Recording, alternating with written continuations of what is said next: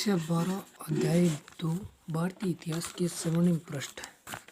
इसमें आता है नंबर 1 मौर्य साम्राज्य। मौर्य साम्राज्य जिसका काल है ईसा पूर्व 323 से 185 ईसा पूर्व। ईसा पूर्व 323 के लगभग मगध के राज सिंहासन पर नंद वंश का एक विलासी राजा गणानंद सिंहासनारूढ़ था। इस समय देखो मगध का नंद वंश का राजा गणानंद 323 ईस्वी के आसपास मगध के सिंहासन पर सिंहासनारूढ़ था। इस समय पश्चिमोत्तर भारत सिकंदर के आक्रमणों से डरा सहमा हुआ था। प्रजा अपने राजा के अत्याचारों से भी पीड़ित थी।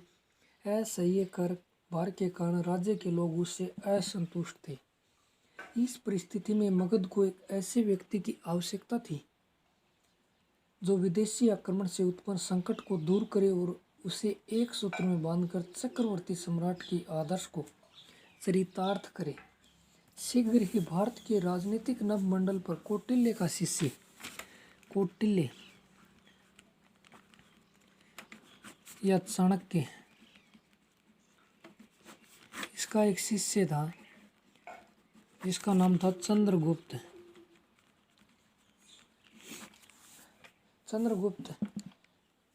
आया और उसने एक नवीन राजवंश मौर्य वंश की स्थापना की 323 ईसा पूर्व में। अब देखो मौर्य वंश की जानकारी हमें कौटिल्य के अर्थशास्त्र विशाख दत्त के मुद्रा राक्षस दीपवंश और महावंश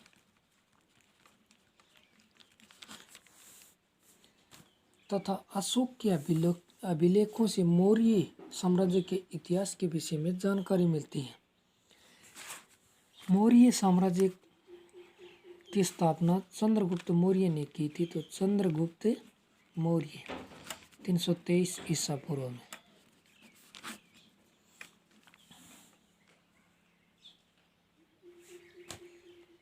और चंद्रगुप्त मौर्य का काल था 322 ईसा पूर्व। इसने 322 ईसा पूर्व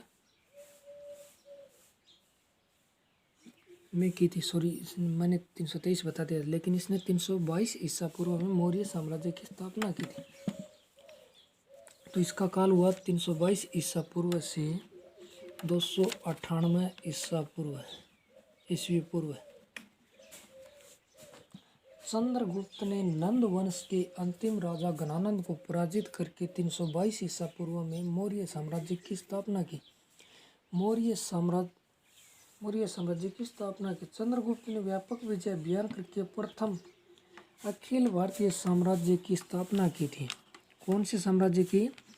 अखिल भारतीय साम्राज्य। अखिल भारतीय साम्राज्य की स्थापना की थी। उसके बाद 305 ईसा पूर्व में उसने तत्कालीन यूनानी शासक सेल्यूकस निकेटर को पराजित किया। यूनान का एक शासक था सेल्यूकस निकेटर। उसको 305 ईसा पूर्व में चंद्रगुप्त मौर्य ने पराजित किया। संधि हो जाने के बाद और इस युद्ध के बाद संधि होने पर सेल्यूकस ने चंद्रगुप्त से 500 हाथी लेकर पूर्वी अफगानिस्तान, बलूचिस्तान और सिंधु नदी के पश्चिम का क्षेत्र उसे दे दिया। सेल्यूकस ने अपनी पुत्री का विवाह भी चंद्रगुप्त से कर दिया।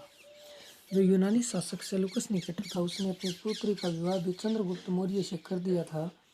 और मेगस्थनीज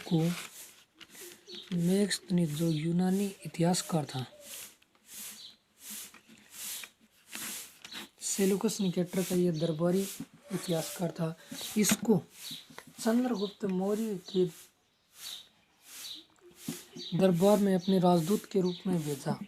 चंद्रगुप्त के विशाल साम्राज्य में काबुल, हेरात, कंधार, बलूचिस्तान, पंजाब, गंगा यमुना का मैदान, बिहार, बंगाल, गुजरात, विंध्य और कश्मीर के भूभाग शामिल थे। तमिल ग्रंथ अहनानुरु और मुर्नानुरु से भी हमें पता चलता है कि चंद्रगुप्त मौर्य ने दक्षिण भारत पर भी आक्रमण किया था। वृद्धावस्था में उसने भद्रबाहु से जैन धर्म की दीक्षा ली। देखो, चंद्रगुप्त मौर्य ने अपनी वृद्धावस्था में भद्रबाहु से जैन धर्म की दीक्षा ली और 298 ईसा पूर्व में श्रवण बेलगोला, जो मैसूर कर्नाटक राज्य में उपवास करके अपना शरीर त्याग दिया।